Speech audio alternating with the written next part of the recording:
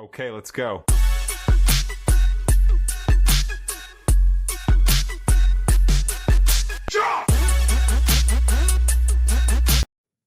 All right.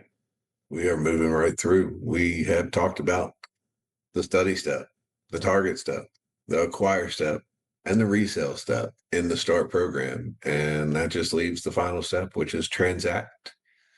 So, just a recap of where we've been. We've talked about all 5 steps and kind of how it all came about. And then we talked about the study step and the 4 questions that you need to answer before you really and truly take action and get started. Then we move into targeting our potential sellers and buyers by either putting out advertisements and having them come to you through inbound marketing or reaching out to them and initiating the conversation through outbound marketing. We went into the acquire step where we actually took conversations from the people that we started, that we found through the target step, those conversations that initiated, and we qualified them and solved their problem and found a contract, basically bought a house, put a property under contract. And then the resale step where we took that equitable interest that we earned by getting the property under contract and we resold it to a buyer. So congratulations. You're good, right? It's where a lot of wholesalers realize and find out that the job's not over until closing day. Okay. So from the time that you get that property sold and dispositioned to an end buyer to the day that it actually closes, that's when the transact step happens. And it's vital that you're a big part of that and that you control this process throughout there so that you can put the safety rails in place and the guide rails in place to make sure that ultimately everybody's solution is solved and no wild cards come out that you weren't aware of. So what I want to do is ultimately just talk about a couple of things that are important in the transact step, but then some scenarios that may veer things off in different ways. And the biggest thing about this is that, I mean, there is an entire real estate industry based around transaction coordination. There are people all over the world that specialize in real estate transaction coordination because, especially off market transactions, there's a lot of hurdles that may need to be overcome, depending on if it's in foreclosure, bankruptcy, probate, tax deficiencies. Like there's just so many different things that are out there. I worked with a seller that had a whole bunch of work done by a general contractor just to find out that the general contractor never paid any of their subs, and all the subs, 3 different subcontractors put mechanics liens on her property.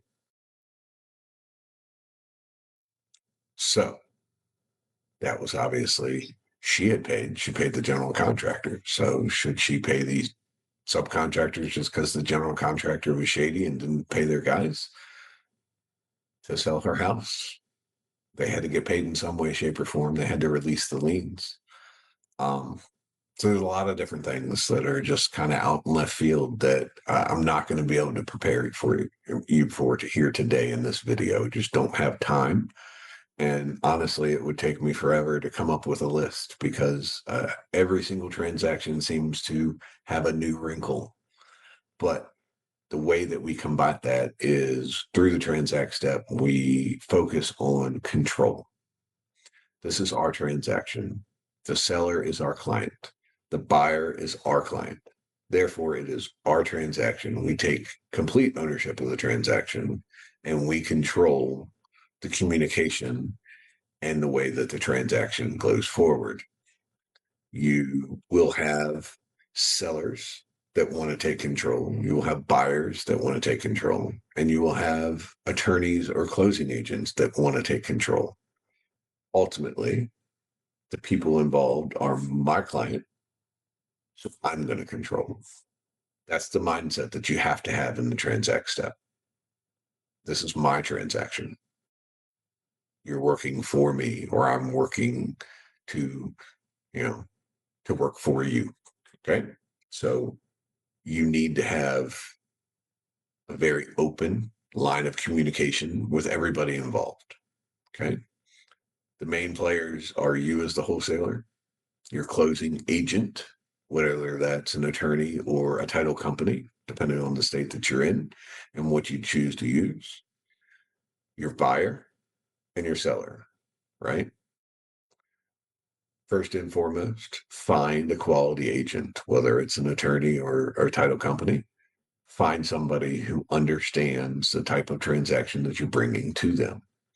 Not every attorney understands assignment of contracts. That's not what they do. Not every attorney understands real estate transactions. They may be a litigation lawyer. Probably not the right person to have you to do your assignments of contract. Um, make sure that you have somebody on your team or in your Rolodex that understands the transaction that you're doing, right? Um, if you're just starting out, again, this is where you lean on different things like your network, going out to local meetups, the Facebook groups, finding those contacts, interviewing those contacts, right? Um, it's possible that you could use a contact that the buyer has if you don't already have somebody in place. But be careful, because that person has a much better relationship with the buyer than they do with you. And they're going to communicate with the buyer. And so you just need to make sure everything's above board and everything's communicated clearly, right? If you're the type of person that's presenting assignments of contract or double closes, where inline close, whatever you want to call it, where you're hiding what your assignment or your profit is as a wholesaler. Just a lot of people do that. I'm not saying that it's a bad practice or a good practice. What I am saying is that if you are doing that and you're using the buyer's settlement agent, you're setting yourself up for that information to come out. Okay. So just understand that, right? I have made very large assignments, and on the phone as I'm selling the deal, look, this is a great deal. Full disclosure, I'm making really good money, but I think this number works for you, doesn't it? So we're going to move forward with it. And I sent them an assignment and it had my fee right there on it. And said, yeah, man, you are making good money, but hey, I'm going to make good money too. Let's do it. Right? They don't care. As long as their numbers work, they don't care what the assignment is. There are other buyers out there that they'll see an assignment fee and they'll be like $10,000. You don't need to make $10,000. I'll pay you $2,000, right? Or $60,000. Oh my gosh, man, you're taking all my profits away, right? Like, people are going to get in their feelings. Okay. When you start talking about money, you start talking with investors that are doing this as a business and things like that, you will run across people that are worried about how much you're making. It's part of the business. So that decision of whether or not you disclose how much you're making in your assignments and things like that, there are ways around it that you do not have to. You absolutely can. That's a decision that you'll have to make. And honestly, it's a case by case scenario for me and my business. Um, completely up to you. You can do it either way. So just understand, if you do or if you don't, there will be objections. Either one that you choose, right? If you're hiding, people are going to have less trust. They're going to ask questions. Why aren't you sharing how much you're making? Right? If you're telling, people are like, man, you're making a lot, or oh man, you're whatever it is. There are going to be objections. It's fine. Objections are not a problem. Objections are just simply conversations that need to happen. and solutions that need to be presented. That's all it is. Don't be scared of the objections. Okay. So, number one rule is to find an agent that is comfortable doing the deal that you are presenting. Get that agent on your team. Okay. So they're working with you, for you on your deals. They have your interest at the top. That's what's important because they're the ones that are going to do this transaction. And then you facilitate. Mr. or Mrs. Title Company, do you need to speak with the buyer? Let's set that up, right? Here's the contact information. I'd love to be a part of that conversation. Let's have a conversation with the buyer. Do you need to talk to the seller? Let's set that up. Here's the seller's information. Let's have a conversation with the seller. I'd love to be a part of that, right? Mr. Jones, buying your house. I want to introduce you to Jamie over here at 123 Title Company. 123 Title Company is going to handle all the paperwork, right? But I'm still your direct line of contact. I talk with Jamie on a day-to-day basis about everything that's going on in your transaction and things like that. So if you have any questions about the transaction, just reach out to me and if I don't know it already, I'll reach out to Jamie. Jamie's always available. But I wanted to make this connection so that you understand exactly who's going to be handling all the paperwork. Same thing on the buyer side. I'm still your point of contact. I converse with these folks on a day-to-day basis about all the deals that I'm going through right now, and your deal specifically. So if you have any questions, and I don't know the answers, I'll get the answer as soon as humanly possible. But I want to introduce you to the person that's handling the transaction. Okay, that's it. Then make sure that it's a very strict guideline, right? You talk to the title company, you talk to the buyer, you talk to the seller, you control the conversation, right? The title company needs a document from the seller. No worries. Let me get that document for you, right? Relying on an agent, whether it's a title company or an attorney, to have your best interest at heart and to do your job, to do the job to their fullest and get things done in a timely manner, and just assuming that they're going to be able to do their job effectively for you is dangerous. It's much better if you take control and you get them what they want. They're also probably going to end up working harder for you down the line if they see somebody that's putting in the effort and they know that all they have to do is, hey, Seth, we're about ready to get this thing taken care of and closed, but we don't have a payoff. Can you reach out and get a payoff on their mortgage? Sure. Not a problem. Happy to do it. Right. And that is why there's an entire industry built around transaction coordination. Right. So there's one specific person that handles that full transaction. It can be a lot of work. It can be super, super, super simple. But if you don't take over the communication and take over, and you're not a part of all of the conversations are going to be had where you don't know what was said and what wasn't said. And then people are going to call you when your seller has a conversation with the title company and the title company says something, whatever it is, very simple, mundane, but the seller doesn't understand, or the seller thinks that that's different than what you told them. What are they going to do? They're going to call you. They're going to ask the question, Seth, Jamie over at 123 said this. What's going on? I don't know. I wasn't a part of that conversation. Now you look like an idiot. You're losing trust and rapport with your seller because you're not educated on that specific situation because you didn't control the communication. You didn't control the transaction, right? If you were a part of that conversation and it was a conference call between Jamie at 123 Title and John, the seller, and yourself, and we're all having this conversation, and Jamie says something and John says, wait a minute. And you're able to say, no, absolutely. That's correct. We remember when we spoke about 2 weeks ago when you were signing your contract that we were going to do X, Y, and Z, and this, that.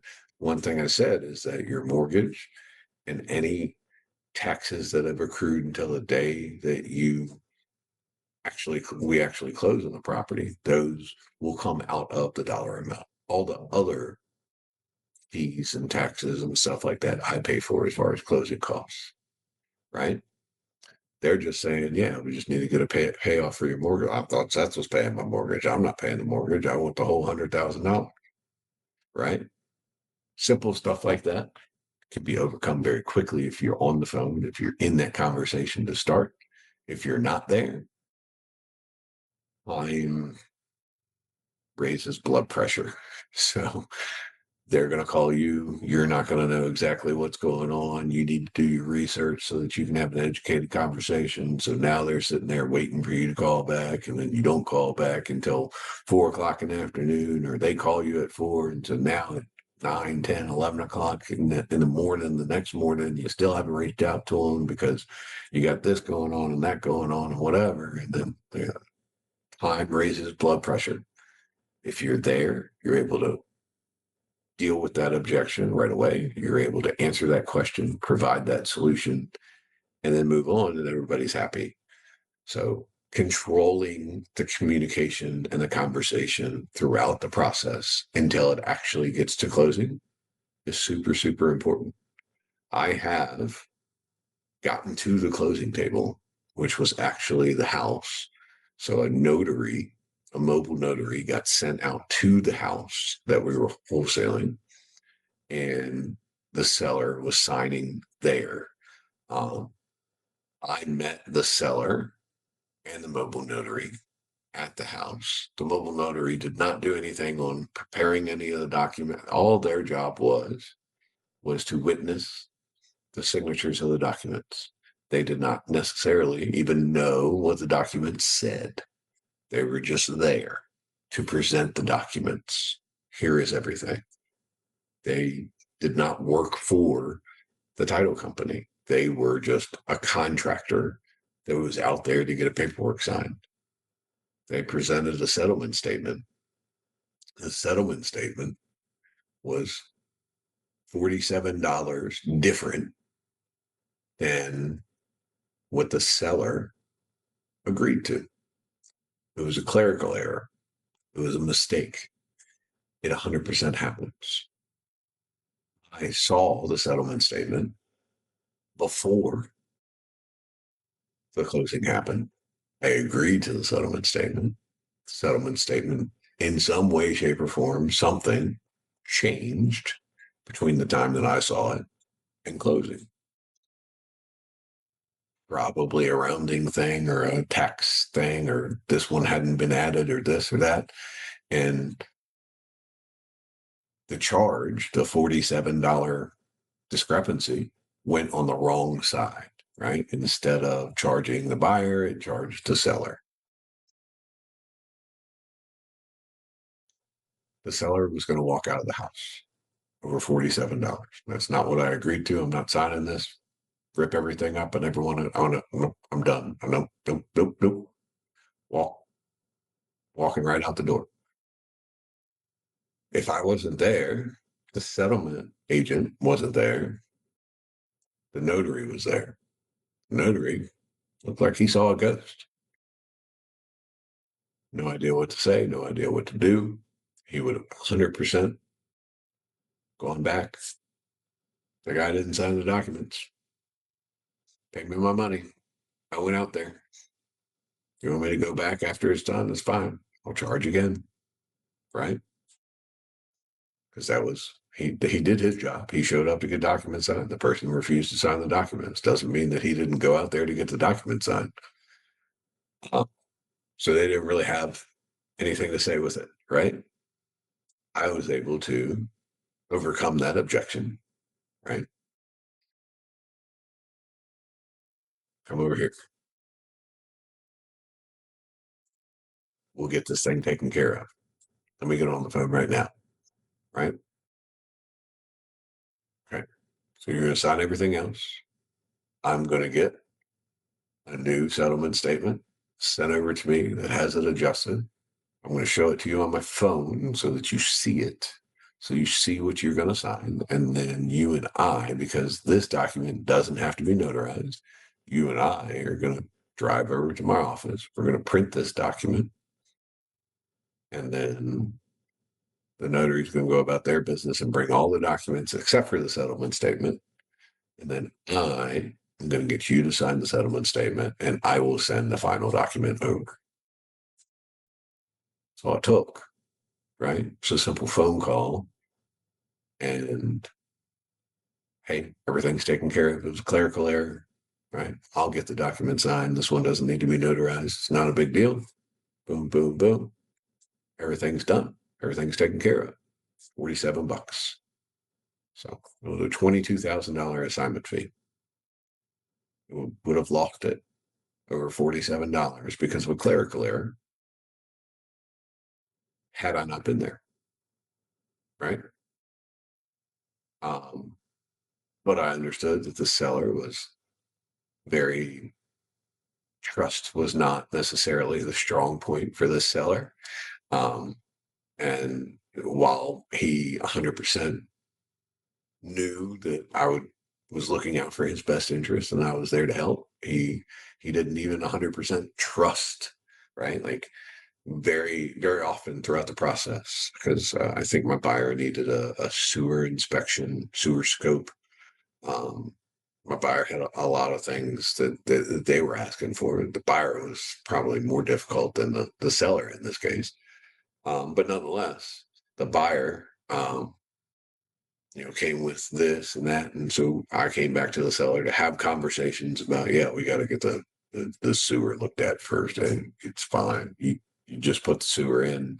It's not going to be an issue. But I mean, if it is an issue, it is an issue, Um, and so all those different things just kind of like Seth, and I got it. I'll take care of it. Right. I promise you, I will get this thing taken care of, but I need this from you. Help me help you throughout the entire process. That was all a part of the Transact step. That sewer inspection, the sewer scope, that was a part of the Transact step, right? I already had it under contract. He had agreed to buy it, but he needed this, needed this, needed this. There was all these different things that kind of came up, and it's fine. Just be a part of there, be present, and don't let it linger. Time raises blood pressures. That's probably the most important thing in the Transact step. Um, Controlling the communication and being available. So it is probably the most important step, the most forgotten step. It's going to take the most capacity of your time because, again, time raises blood pressures. Um, it's one of the first things that I hire out in my business. So um, just because it can be such a time vacuum, right? You get into situations like probate or inherited properties. And so property is inherited. If there is no will, there is a probate process. If there's a will, it's a little bit different situation, but it's still all the same. All the heirs that have any type of interest in the property have rights that they need to make sure that those rights are fully offered to them, right? Um, and just because John says that he inherited his property from his mom doesn't mean that he doesn't have his sister Jane that also inherited a portion of the property. And come to find out, Jane's actually living in the property, not paying any taxes, and that's why, not paying any rent, and that's why John wants to sell because John has no benefit, but he's paying the taxes. He's not getting any rent. Jane's living there. Um, got a free house and started living there. And John doesn't seem that that's fair. John wants to sell. John's your client. John's the one that you've been talking to. You've never met Jane before. Jane pops up at the end of the conversation.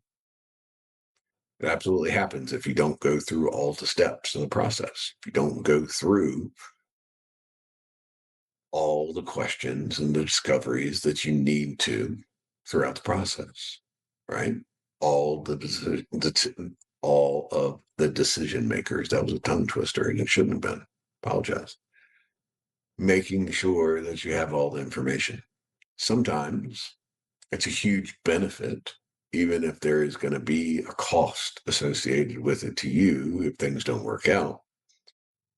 When you're communicating with a seller and you find out that there's an inheritance situation, there's a foreclosure situation, there is just liens in some way, shape, or form, right? The city's coming after him for this, or this contractor came after him for this, or anything like that. Sometimes it's highly beneficial for you to start your title work before you start your disposition process. It's not necessarily the transact step at that point, but starting the title early gives you the red flags up front so that you can start solving those red flags for the acquire step. Because just because somebody signs a contract and says that they'll sell their house does not mean that they have the right to sell their house or that they can sell the house for the number that they agreed to, right? So just because the contract's there doesn't mean that their contract is able to be executed on. And so if you start seeing these red flags about inherited properties and liens or whatever it happens to be, and you think it could cause a problem, starting the title work early is highly recommended. That's not the transact step. The transact step is you have a seller, you have a buyer, you have contracts, you have everything in place. Now we're going to go from bringing all this to the title company. Here's the full transaction until we get to closing. That's the transact step. And honestly, with time and with experience, the transact step will get simpler for you. But you're you're gonna get surprises. You're gonna get the seller never knew that the general contractor didn't pay his subcontractors, and now there are 3 mechanics liens on their house. Seller never really realized that because she paid the contractor, right? That stuff happens. The seller didn't realize that the the taxes, the income taxes that didn't pay between 2016 and 2020 are now a lien on their house. They didn't know that, right? Yeah, well, you didn't pay your income taxes, and so the government is going to get their money. And whenever you sell your house, the government will get their money. Did you pay your taxes? No, you're gonna, right? Like, um, it's just I've seen cars that got repossessed, and there was a lien for X amount of dollars that was left over, and that got tied into a house because it was tied into the person, right? And the person owned the property. And in the state of Virginia, a personal lien ties to any and all real estate. So it's a state specific type situation. But there was a $9,000 car issue that we had to solve, right? Well, it was my abusive ex-husband that that beat the crap out of me and put me in the hospital, and so I couldn't work for 4 months, and that's why the car got repossessed. And I shouldn't have to pay for that. And you know, he's nodding. He's already getting money from this house. It should come out of his proceeds. It's this, that, about whatever it is, right? Like their objections, their problems that you need solved. The house was already under contract. The acquire step was over. I didn't know anything about the car. She didn't think that it was important to bring up about the car because she didn't realize that the lien against her for the car tied into the house. So when you ask the question, is there any other decision makers? No, there was. Um, is there any liens or encumbrances or anything like that other than the mortgage or any taxes or anything like that that we need to worry about? No, there was, right? So it came up in the transact step instead of the acquire step. It is what it is. It's fine. What I did, she didn't think it was fair to have to pay this $9,000. Blah, blah, blah, blah. It was a long story, very involved family situation. So you become the family's mediator or counselor or whatever you want to call it. Um, I called and we needed a payoff on a lien for the car anyway, right? So I'll call to get a payoff. And instead of saying, what's the balance and give me a per diem and things like that, it's, how old is this? How old is this account? Have you guys, we haven't gotten any, no, my client's not sent any payments since the repossession. What's the least amount you guys would accept a settlement for? I'll get you paid in 10 days. It was the last thing that we needed to close. We were closing in 2 days if we could get the payoff for this and get everybody to agree to the settlement statement. What's the minimum settlement that you can accept? $9,000 turned into $5,000. Then my offer was, I tell you what, I'll pay you in 5 days, but it's got to be $2,200 released. And I need a letter saying that you'll release it for $2,200. They accepted it. So I called the seller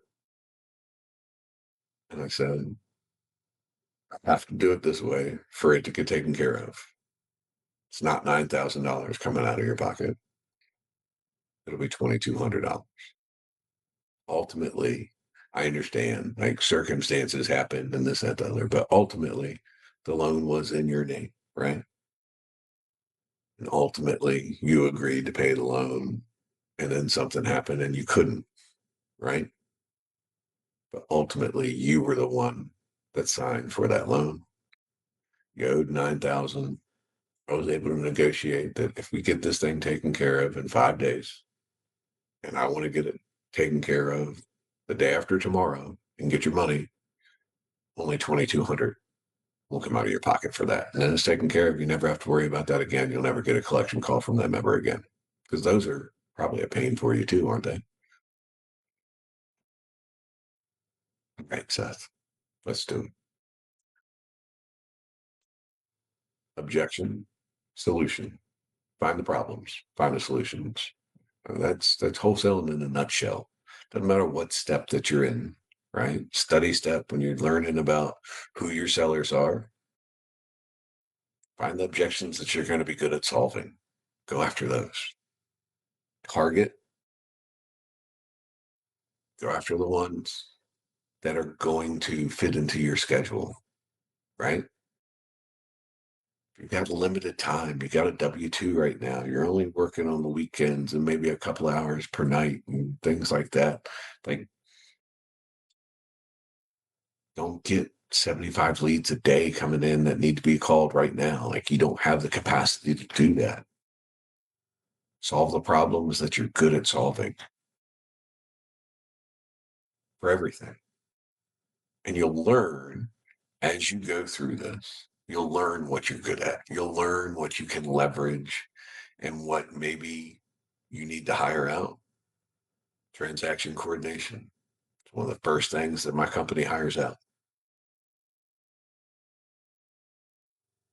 I'd rather do a who, not how in that situation and have somebody that's really good and focused on that deal than taking away from my capacity to find more deals and grow my business. That works for me. May or may not work for you. That's the beauty about real estate. That's the beauty about wholesaling. It's the beauty about this business and entrepreneurship in general. If it works for you, lean into it. Find what you're really good at, lean into it. Solve problems that you're good at solving. If you're bad at solving a specific problem, you're bad at talking to people about their finances. Don't talk to people about their finances. It's just that simple.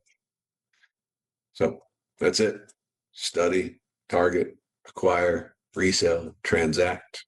I'm going to put another short video together, kind of pulling this whole thing into a series. And then we'll probably have, in the coming months or weeks, we'll probably have some stuff coming out about the different little idiosyncrasies, right? Especially like in targeting different, have a cold calling um, video or a direct mail video. The acquire step has so many different idiosyncrasies with the different lead type and the different seller or buyer type or seller type, the different just ways to go about, the different ways to present offers, the math that goes behind everything.